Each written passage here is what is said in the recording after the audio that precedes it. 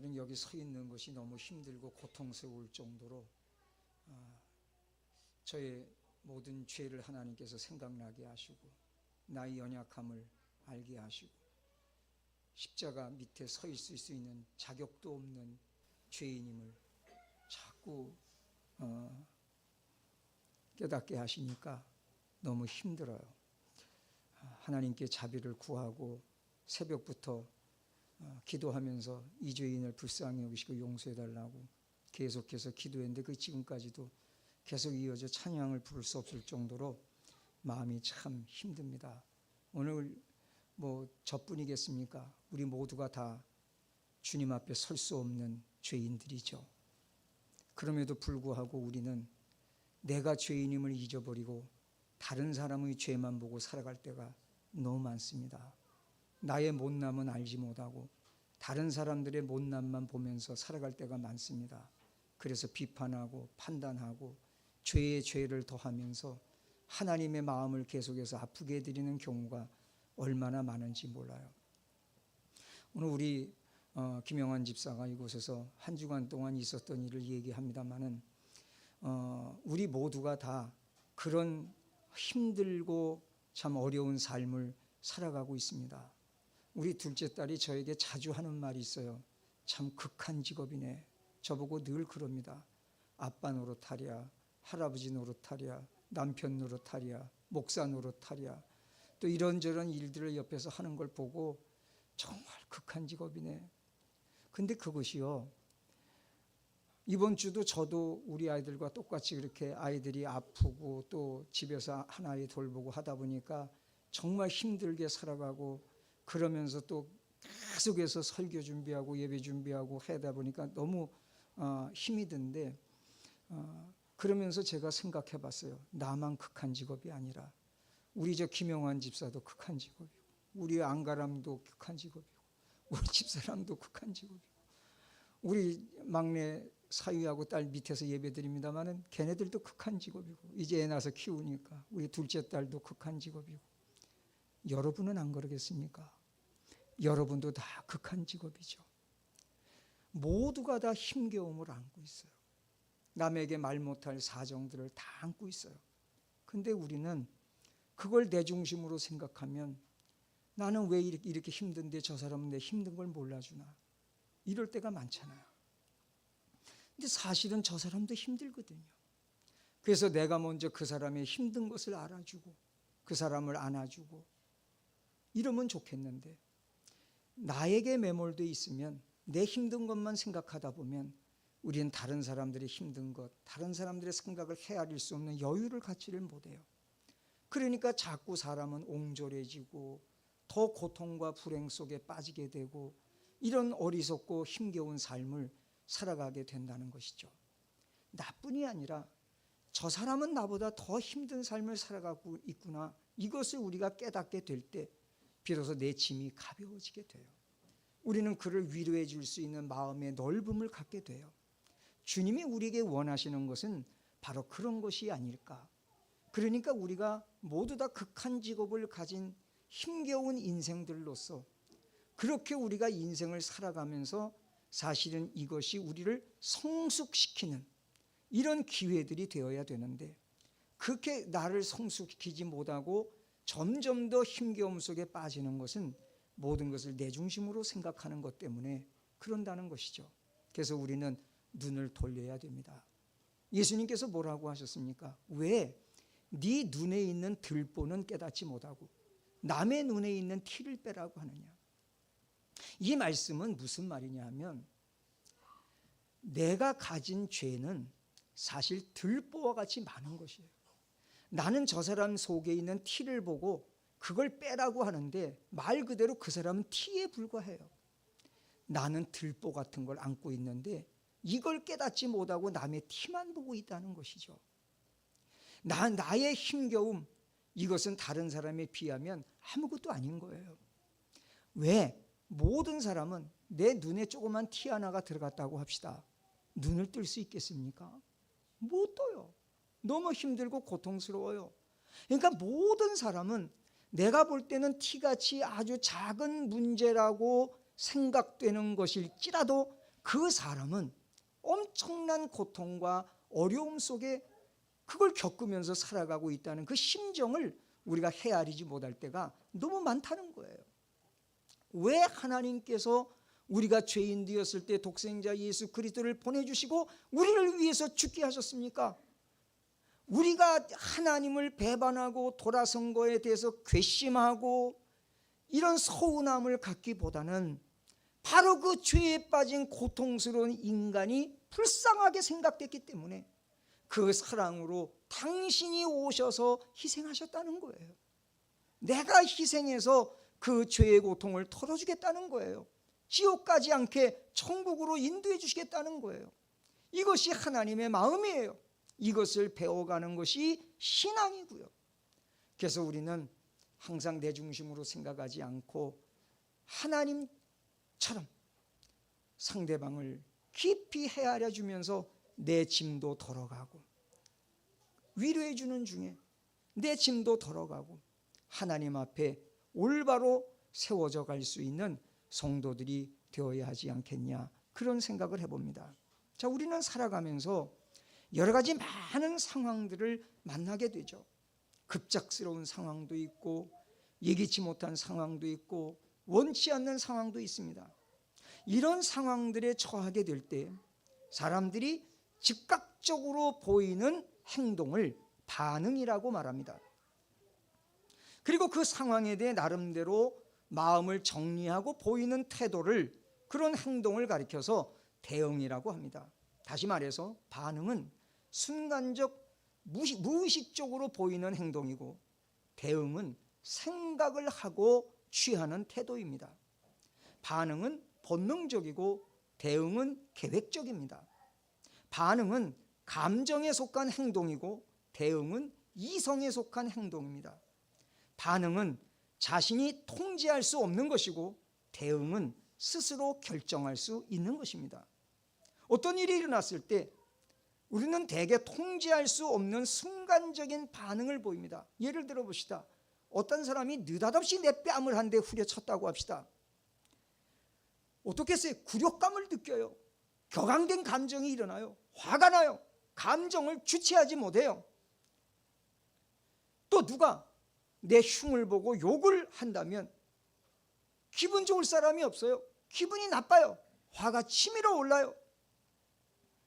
그런데 누군가가 나를 좋은 사람이라고 칭찬을 하면 기분이 좋아집니다. 무슨 생각 같은 거 할 시간도 없이 그냥 기분 좋아져요.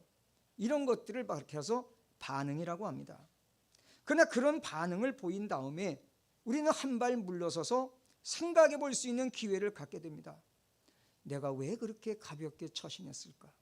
혹은 그렇게까지 예민하게 반응할 필요가 없었는데 내가 좀 더 참고 성숙하게 행동했어야 하는데, 그러면서 감정을 추스르고 좀 더 절제되고 변화된 행동을 보이게 됩니다. 이를 가리켜서 대응이라고 하는 겁니다. 감정은 연약하고 불완전한 것입니다. 그래서 대부분의 경우 어떤 상황에 대한 사람들의 반응은 불완전한 모습으로 나타나게 됩니다. 하지만 이 감정은 선택 가능한 것입니다. 그래서 이성을 통해 감정의 방향을 바꾸어서 성숙하게 대응하게 될 때 우리 안에 있는 감정의 공간이 넓어지게 되고, 감정의 공간이 넓어지게 되면 폭넓게 다른 대안을 찾아볼 수 있는 여유가 생겨져서 보다 지혜롭고 현명한 사람이 되어가는 것입니다.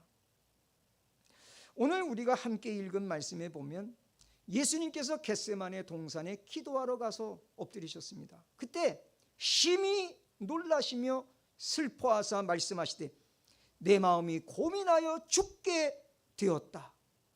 이런 말씀과 아버지께는 모든 것이 가능하오니 이 잔을 제게서 옮겨 주옵소서라고 하신 말씀이 있습니다.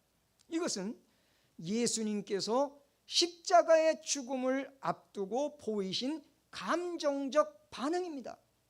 그 겟세마네 동산에 엎드리셨을 때 성령님께서 오셔서 십자가를 져야 할 것을 말씀하시자 심히 슬퍼하고 놀라고 고민하셨다.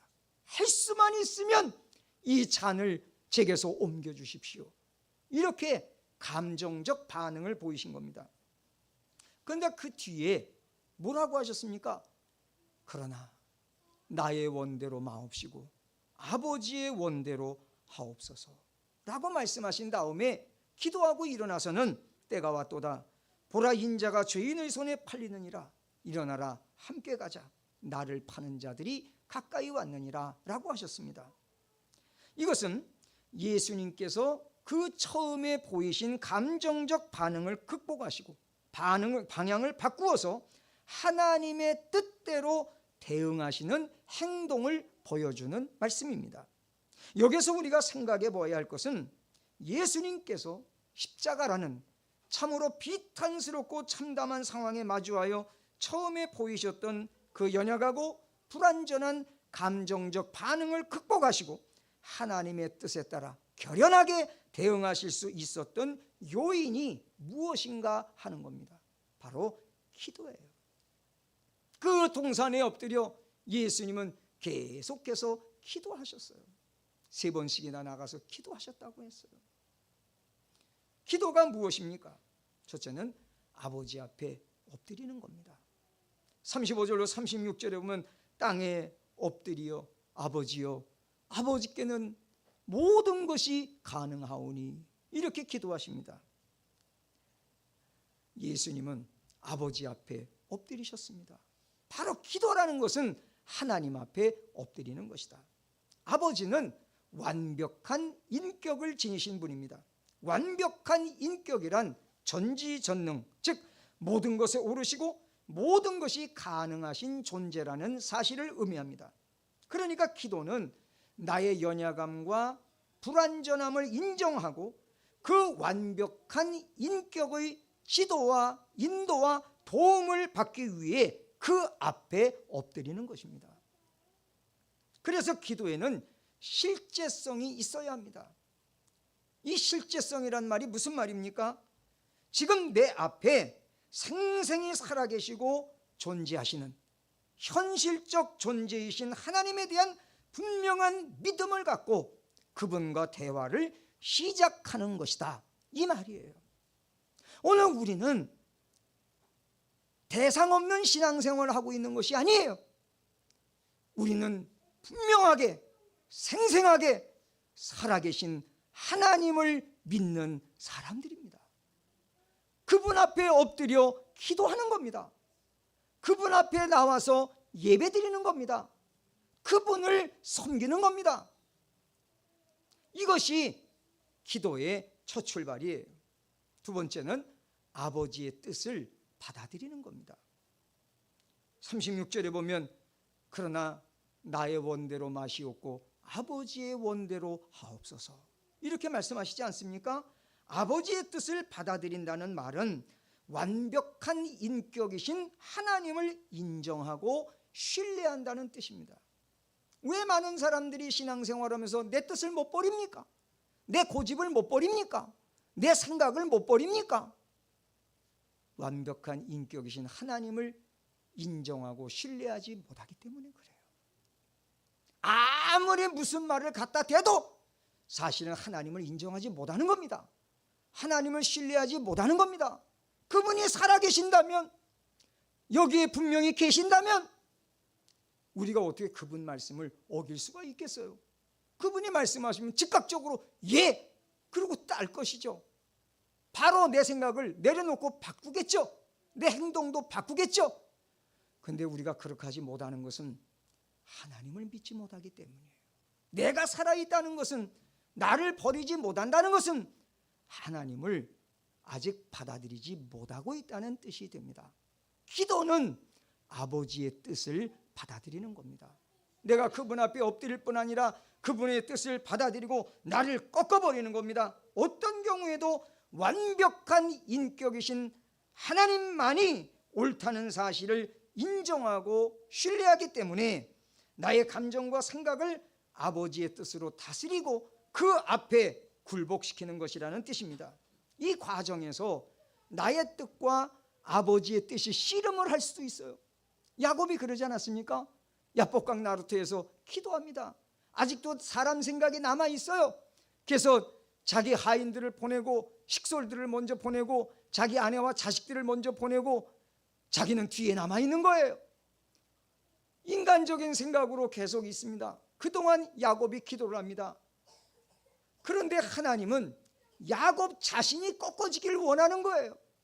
선물을 보내서 마음을 누그러뜨리고 하인들, 식솔들, 가족들 먼저 보내서 이러는 것이 아니라 지금 야곱이 먼저 꺾어지기를 원하는 거예요. 근데 야곱은 아직도 인간적인 것이 남아있어요. 자기는 뒤처져 있어요. 그게 얼마나 씨름했는지 밤새도록 하다가 천사가 그의 환도뼈를 치니까 위골되었다 부러졌다 그러지 않습니까? 이것이 우리대로 표현하자면 얼마나 힘쓰고 애써서 괴로움 가운데 고통 가운데 기도했든지 환도뼈가 부러질 정도로 몸부림치며 기도했다는 뜻이 됩니다. 그래갖고 결국 어떻게 했습니까? 아버지의 뜻을 받아들이지 않습니까? 결국은 아버지의 뜻을 받아들여요. 바로 기도란 이런 것이에요. 하나님, 여기서 하나님이 역사하셔서 살려주세요, 이것이 아니라 내가 꺾어지고 죽어지고 아버지의 뜻을 받아들임으로써 하나님의 뜻이 나타나도록 하는 것, 바로 이것이 기도인데, 우리는 기도는 하는데 이 아버지의 뜻 앞에 내가 깨어지지는 못해요. 내가 변화되지는 못해요. 그분의 뜻을 받아들이지는 못해요. 그러다 보니까 계속해서 문제는 생겨요. 이렇게 기도 생활하는데, 이렇게 신앙생활하는데 왜 계속해서 이렇게 문제가 해결되지 않습니까? 내가 죽지 않아서 그래요. 모든 건 내가 죽으면 끝나는 건데, 하나님의 뜻 앞에 내가 꺾어지면 끝나는 건데 우리는 그러질 못한다는 것이죠. 자, 바울이 다메섹으로 가다가 예수님을 만났어요. 이때부터 바울에게도 갈등이 시작됩니다. 그는 율법적 사고에서 살아온 사람이에요. 내 생각과 내 뜻이 가득 찬 사람이에요. 율법이란 자기중심이에요. 내 의, 나의 잘남, 이런 것을 앞세우는 게 율법 사고방식이에요. 그런데 주님을 만났어요. 누군지는 모르는데 분명히 그분이 나타났어요. 이때부터 갈등이 시작됩니다. 자기가 해온 일이 잘못된 일인가, 이것이 서로 막 싸우게 됩니다. 그러다 나중에 예수 그리스도의 의를 받아들이게 되죠. 이때 그에게 율법적 사고에서 은혜에 대한 감격으로 나가는 신앙이 들어오게 돼요. 내 생각과 뜻에서 하나님의 의, 나의 의가 아니라 하나님의 의를 통해서만 내가 의로워질 수 있다는 이런 진리를 깨닫게 되니까 이 은혜에 대한 감격이 들어오게 돼요. 그래서 그는 평생 동안 이 은혜에 대한 감격으로 살아가는 사람이 되었어요. 그걸 받아들이고 보니까 그때부터는 자기에게 눈에 보이는 거는, 자기에게 눈에 보이는 자기 모습은 죄밖에 없더라는 거예요. 이전에는 자기가 옳은 줄 알았어요. 죄 하나도 안 짓고 산 줄 알았어요. 자기는 모든 면에서 의로운 줄 알았어요. 그런데 그게 아니더라는 것이죠. 은혜 받고 보니까, 하나님의 의를 내가 깨닫고 보니까 나는 죄인 중에 괴수였습니다. 이걸 고백하지 않습니까? 세상에 저 사람이 죄인이 아니라 내가 죄인입니다. 이걸 깨닫게 된 거 아닙니까? 바로 이런 사람들이 하나님의 의, 하나님의 은혜에 대한 감격으로 살아갈 수 있는 사람들이 되는 겁니다.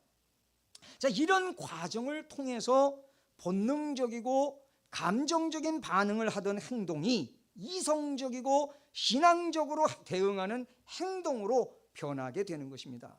세 번째는 아버지의 뜻을 이루는 것입니다. 42절에 보면 예수님은 기도하고 일어나셨습니다. 제자들에게 가셨습니다. 제자들이 자고 있어요. 제자들에게 말씀하십니다. 일어나라, 함께 가자. 보라, 나를 파는 자가 가까이 왔느니라. 예수님은 아버지의 뜻을 받아들이셨고 그 뜻을 이루기 위해서 당신을 잡으러 온 자들을 향해 스스로 걸어가셔서 그들에게 붙잡히시고 십자가에 달려 죽으셨습니다. 예수님께서 이렇게 십자가의 두려움을 극복하고 아버지의 뜻을 이루실 수 있었던 것은 기도를 통해서 성령으로부터 아버지의 뜻이 담긴 말씀을 들으셨기 때문입니다. 베드로전서 1장 11절에 보면 자기 속에 계신 그리스도의 영이 그 받으실 고난과 후에 받으실 영광을 미리 증언하셨다, 이렇게 말씀합니다. 또 히브리서 12장 2절에 보면 그는 그 앞에 있는 기쁨, 즉 후에 받으실 영광을 위하여 십자가 곧 그 앞에 닥쳐있는 고난과 죽음을 참으사 부끄러움을 개의치 아니하시더니 하나님 보좌 우편에 앉으셨느니라, 이렇게 말씀합니다. 예수님께서 겟세마네 동산에 가셔서 엎드리시자마자 심히 놀라시고 고민하시고 한 이유가 어디 있습니까? 바로 그 받으실 고난을 들으셨기 때문에, 그것이 너무나 무섭기 때문에, 단지 십자가에 달려 죽는 게 무서운 게 아니에요. 하나님께 버림받는 거예요. 세상의 모든 죄를 당신이 짊어지는 거예요. 버러지만도 못해지는 거예요. 사탄보다 무서운 존재가 되는 거예요.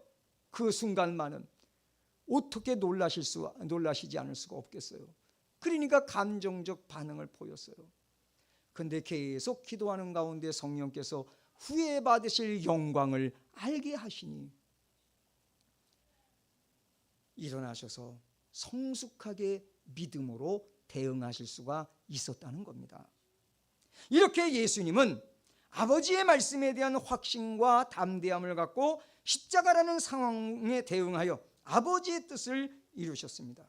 결국 우리도 기도와 말씀을 통해 우리의 연약하고 불완전한 감정적 반응을 극복하고 하나님의 뜻에 따라 현명하게 대응할 수 있는 성숙함을 키워나갈 수 있는 것입니다. 우리는 기도와 말씀을 통해 자신을 돌아보게 됩니다. 자신을 돌아본다는 것은 자신에 대한 객관적 관찰자가 된다는 것을 의미합니다. 자기를 객관화시켜서 자기가 자기 바깥에 서서 자신이 되풀이하는 행동과 생각을 지켜보는 것입니다.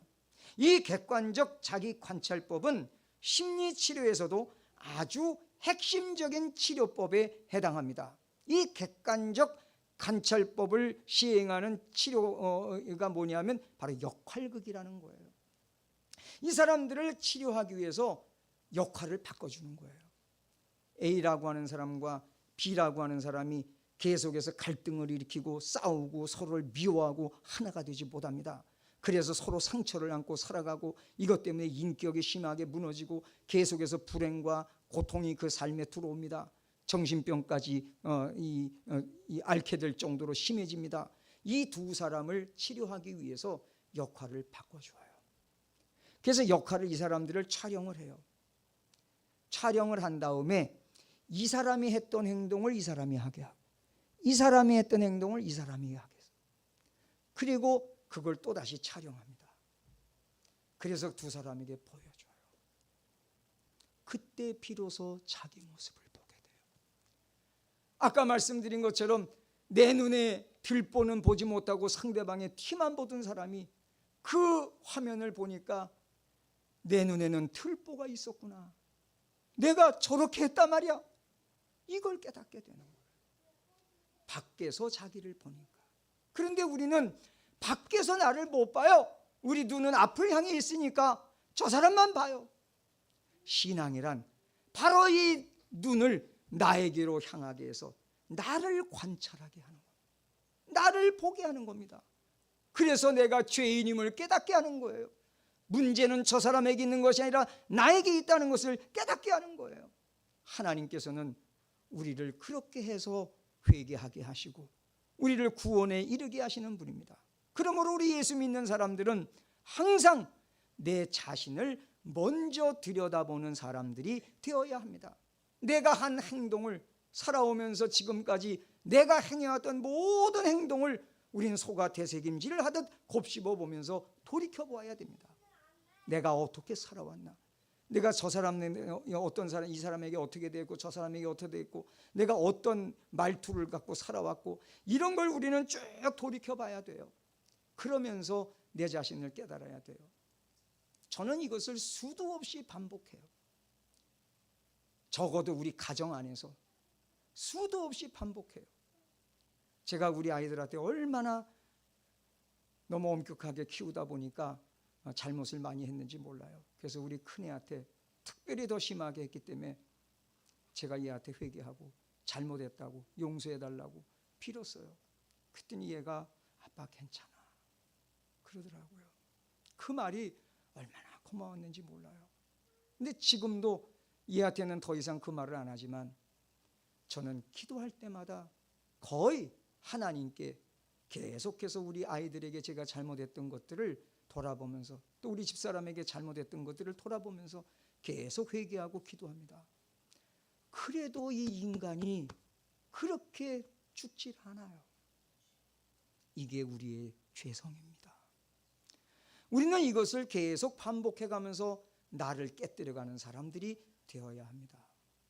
아마 우리 집사람이나 우리 애들도 제가 옛날보다는 많이 달라졌다는 것을 느낄 수 있을 거예요. 그런데 아직도 멀었죠. 이게 인간이에요. 아무리 달라지고 변해도 멀은 거예요. 그래서 사람은요, 서로 덮어주면서 살아가는 게 중요합니다. 서로 이해하면서 살아가는 게 중요합니다. 서로 사랑하면서 살아가는 게 중요합니다. 왜? 죽을 때까지 완벽해지지는 않으니까. 이것이 우리 인간이니까. 오늘 우리는 내 자신을 객관적으로 관찰해서 나의 잘못된 행동 패턴을 발견하고 그것을 바꾸어 나가는 사람들이 되어야 합니다. 자기 감정에서 벗어나지 못하는 것은 주관적인 면이 강하기 때문입니다. 다시 말해서 자기가 강하기 때문이에요. 자기가 강하다는 말은 편협하고 이기적인 틀에서 벗어나지 못하고 있다는 사실을 의미합니다. 바로 이것이 우리 속에 있는 악이고 그 악에서 온갖 죄가 나오게 되는 겁니다. 반응과 대응의 변화가 없거나 혹은 대응이 반응보다 오히려 더 부정적으로 나타나는 것은 그 인격이 이미 심하게 악의 노예가 되어버린 상태에 빠져 있는 것입니다. 예를 한번 들어봅시다. 우리 사울의 예를 한번 들어봅시다. 다윗이 블레셋과의 전쟁에서 승리하고 돌아왔을 때 많은 사람들이 뛰어나왔습니다. 승전하고 오니까 지금 개선행진하는 거 아닙니까? 특별히 많은 여인들이 나와서 칭송하기를 사울이 죽인 자는 천천히요 다윗이 죽인 자는 만만이로다 그러면서 막 높여주었습니다. 그 말을 그 모습을 본 사울의 반응이 어땠을까요? 사무엘상 18장 8절에 보면 사울이 그 말에 불쾌하여 심히 노하여 이르되 다윗에게는 만만을 돌리고 내게는 천천만 돌리니 그가 더 얻을 것이 나라 말고 무엇이냐? 시기와 분노가 일어났습니다. 이것은 자기가 무너질 수 있다는 불안에서 나오는 감정적 반응입니다. 그러면 그 이후에 사울의 대응은 어땠을까요? 사무엘상 18장 10절에 보면 11절에 보면 내가 다윗을 벽에 박으리라 하고 사울이 그 창을 던졌다. 이렇게 말씀하고 있지 않습니까? 사울이 왜 이렇게 대응했습니까? 사무엘상 18장 10절에 보면 하나님이 부리시는 악령이 사울에게 힘있게 내림에 이렇게 말씀하고 있어요. 악령에 사로잡혔기 때문이에요. 즉 그 인격이 이미 심하게 악의 노예가 되어버렸다는 것입니다. 그리고 그 악이 죄라는 행동으로 나타나게 된 것입니다. 사울은 상황을 받아들이지 못했어요. 이렇게 상황을 받아들이지 못할 때 건강하지 못한 대응을 하게 되는 겁니다. 상황을 받아들일 때 건강하고 현명한 대응을 할 수가 있는 겁니다. 예수님은 누가복음 16장 1절로 8절에서 불의한 청지기의 비유를 말씀하셨어요. 이 비유에 보면 불의한 청지기는 자신의 잘못된 행동으로 인해 주인에게 쫓겨나게 되었을 때 자신의 잘못된 행동으로 인해 초래된 그 엄중한 상황을 인식하고 그 상황을 겸허히 받아들이고 대응책을 생각하게 됩니다. 그래서 주인에게 빚진 자들을 불러서 빚을 탕감해 주기 시작합니다. 이 말씀의 교훈은 이기적 욕심으로 인한 불의에서 다른 사람들에게 대한 관심으로 생각과 행동이 바뀌어야 한다는 사실을 가르쳐주고 있는 겁니다. 이 사람은 청직이잖아요. 자기 재산이 아니에요. 그럼 주인은 누굴까요? 하나님이에요. 우리 모두는 하나님의 청지기들입니다. 내가 가진 지금 하나님께서 나에게 맡겨주신 물질이라든지 하나님께서 나에게 맡겨주신 모든 재능이라든지 생각, 지식, 나의 모든 것이 하나님께서 맡겨주신 것인데 이것을 가지고 내 중심으로 살아가는 자는 불의한 청지기라는 거예요. 이런 사람들은 하나님 앞에 심판을 면할 수가 없다는 거예요. 근데 이 불의한 청지기가 깨달았어요. 그래서 내게 주신 이것들을 갖고 다른 사람들을 탕감해 주었다. 다른 사람들을 도와주기 시작했다는 거예요. 그들 중심으로 살기 시작했다는 거예요. 그래서 예수님께서 지혜롭게 처신했다. 이렇게 말씀하고 있는 거예요. 불의한 친구로, 불의한 재물로 친구를 사겨라. 예수님이 그렇게 말씀하셨어요. 불의한 재물. 세상에 내 중심으로 살아가는 건 모두가 불의한 것입니다. 돈도 불의한 것이고 지식도 불의한 것이고 생각도 불의한 것이고 건강도 불의한 것입니다. 하나님께서 내게 주신 물질이라든지 생각이라든지 또 나의 뜻이라든지 나의 건강이라든지 이런 모든 것이 불의의 도구가 되면 되겠습니까? 의의 도구가 돼야 되죠. 의의 도구가 되기 위해서는 이걸 나 중심으로 하는 것이 아니라 다른 사람 중심으로 살아갈 수 있는 사람이 되어야 한다는 거예요. 베풀어주는 사람이 돼야 돼요. 용서하는 사람이 돼야 돼요. 덮어주는 사람이 돼야 돼요. 그래서 함께하는 사람이 될 수 있어야만 한다는 겁니다. 이 말씀에서 우리는 자신의 잘못된 행동 패턴으로 인해 초래된 심각한 상황을 겸허히 받아들이고 자신의 잘못된 행동 패턴으로부터 돌이킬 때 비로소 올바르고 지혜로운 행동을 할 수 있는 현명한 대응을 할 수 있게 된다는 교훈을 받게 됩니다. 우리는 아무리 힘들어도 또 아무리 싫더라도 현실을 부정하면 안 됩니다. 현실을 인정하고 받아들여야 합니다. 나의 잘못됨이나 실수, 단점 같은 것들을 부정하는 것이 아니라 나를 객관적으로 관찰하고 나의 잘못된 점과 실수와 단점 등을 인정하고 받아들여야 합니다. 그리고 기도와 말씀을 통해 건강하게 대응해 나갈 수 있는 현명한 신앙인이 되어야 합니다. 은혜를 받는다는 말이 뭐예요? 자기 객관화를 이룬다는 거예요. 이사야 6장 5절에 보면 이사야가 성전에 올라가 기도했습니다. 거기에 임재하시는 하나님을 만났어요. 하나님의 임재가 느껴진 겁니다. 놀라운 은혜가 임했어요. 그때 이사야가 이렇게 고백합니다. 화로다 나여 망하게 되었도다. 나는 입술이 부정한 사람이요 나는 입술이 부정한 백성 중에 거주하면서 만군의 여호와이신 왕을 빼었음이로다. 하나님이 그 자리에 임재하시면 얼마나 영광스럽고 감격스럽고 기뻤겠어요. 어떤 사람은 나는 이런 체험을 해서 자랑할 수 있을 겁니다. 그런데 이사야는 그 하나님 앞에서 자기 모습을 포기했대요. 하나님은 먼저 그 사람의 모습을 보게 했다는 것이죠. 화로다 나여 망하게 되었도다. 이사야가 누굽니까? 당대 최고의 선지자입니다. 하나님과 가장 교통을 잘하는 사람이에요. 모든 백성들이 우러러보는 분입니다. 실제로 의로운 분이에요. 그럼에도 불구하고 하나님의 임재 앞에 서니까 자기 모습을 보게 되더라는 것이죠. 망할 존재는 다른 사람이 아니라 나라는 사실을 깨닫게 된다는 것이죠. 은혜 받는다는 것은 이렇게 자기 객관화를 이룬다는 거예요. 나를 밖에서 볼 수 있는 사람이 된다는 거예요. 고린도서 12장 2절로 5절에 보면 바울이 이렇게 말합니다. 내가 그리스도 안에 있는 한 사람을 아노니 그는 14년 전에 셋째 하늘에 이끌려간 자라. 그가 몸 안에 있었는지 몸 밖에 있었는지 나는 모르거니와 하나님은 아시느니라. 내가 이런 사람을 아노니 그가 몸 안에 있었는지 몸 밖에 있었는지 나는 모르거니와 하나님은 아시느니라.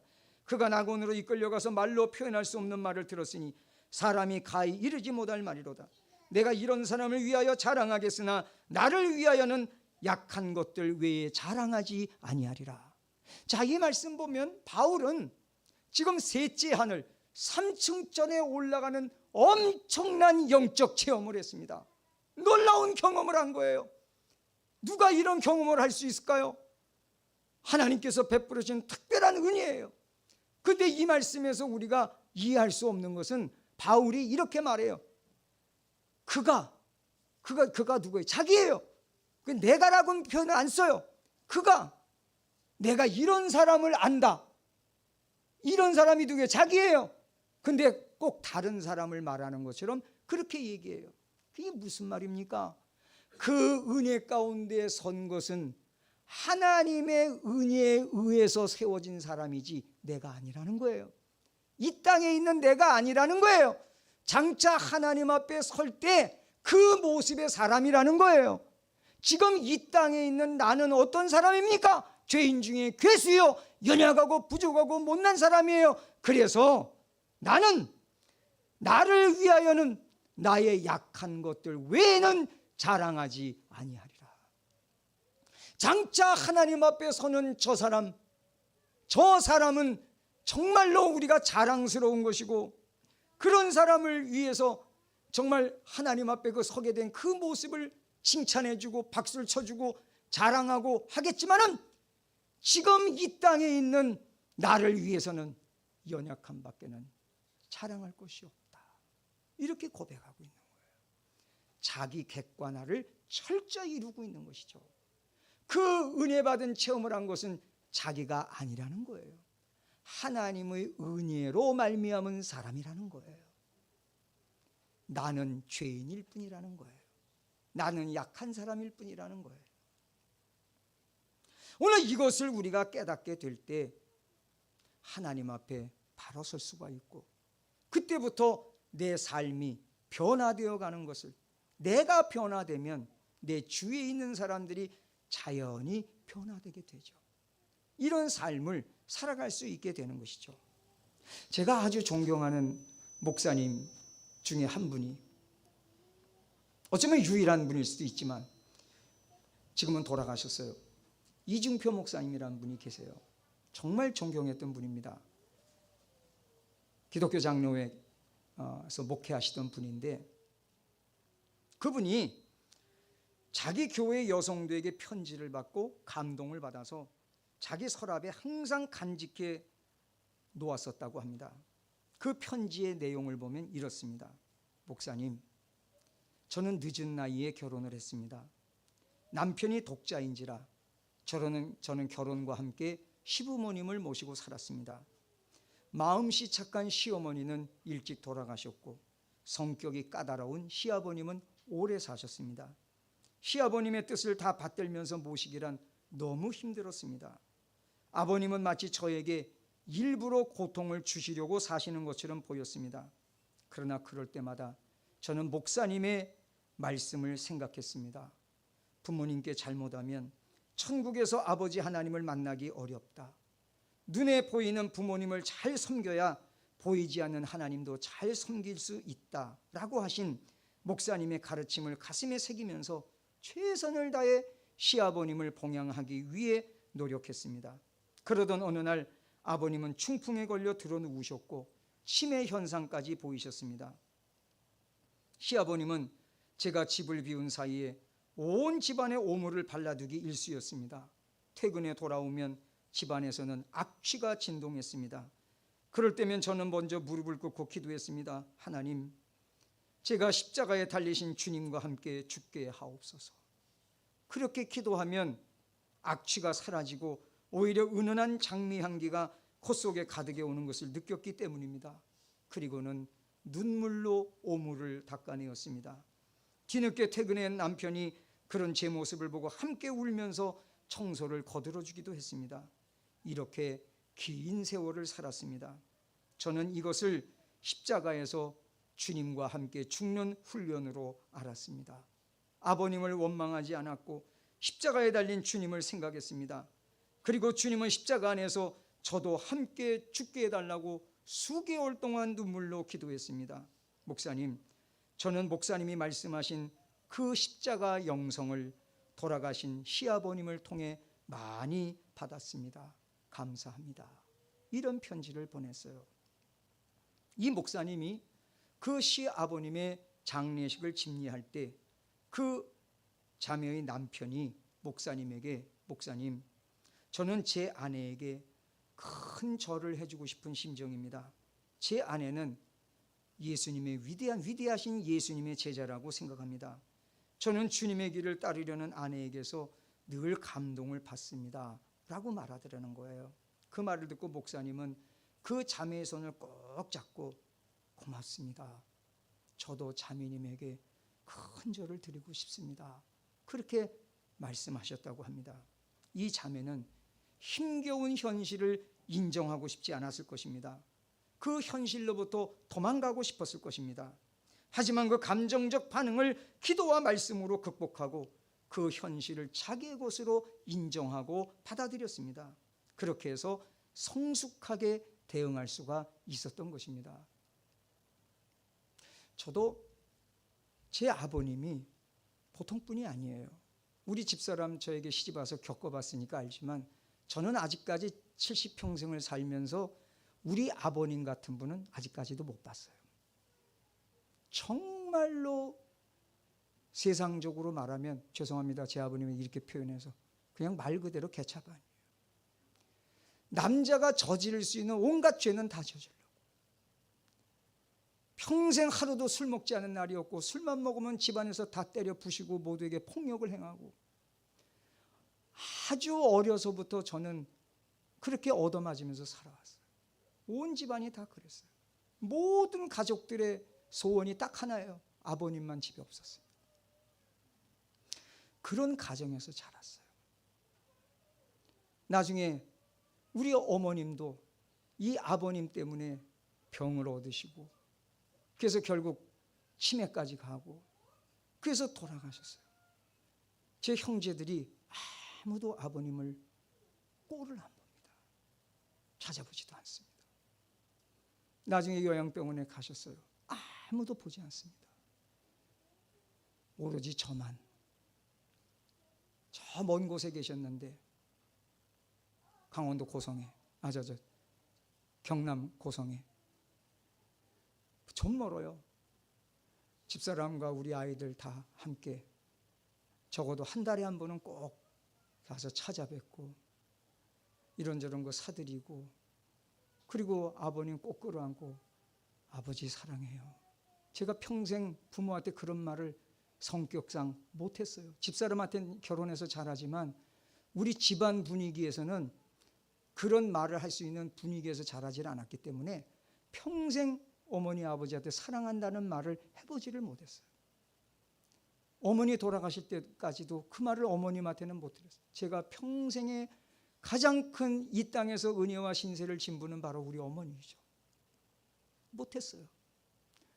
근데 우리 아버지에게는 그 많은 죄를 지은 죄인이지만 다른 형제들은 돌아보지도 않지만 늘 가서 안아드리고 귀에다가 속삭여줍니다. 아버지 사랑해요. 신앙생활 잘하셔야 돼요. 여기서 꼭 교회 나가서 예배 드리시고 신앙생활 잘하셔야 돼요. 늘 그러고 와요. 왜 그러고 왔습니까? 하나님께서 제가 기도하는데 그걸 깨닫게 해주셨어요. 네가 그 속에서 나왔다. 내 근본을 어떻게 내가 부인할 수 있어요? 나는 우리 어머니 아버지 속에서 나왔어. 그건 부끄러움이 아니에요. 내가 극복해야 할 문제죠. 그걸 깨닫게 하셨어요. 그래서 아버님에게 늘 그렇게 했습니다. 뭐 우리 집사람 애들 다 있으니까 다 아는 얘기예요. 그리고 나중에 그분 돌아가셨어요. 가끔 제 꿈에 나와요. 좋은 모습으로. 보세요.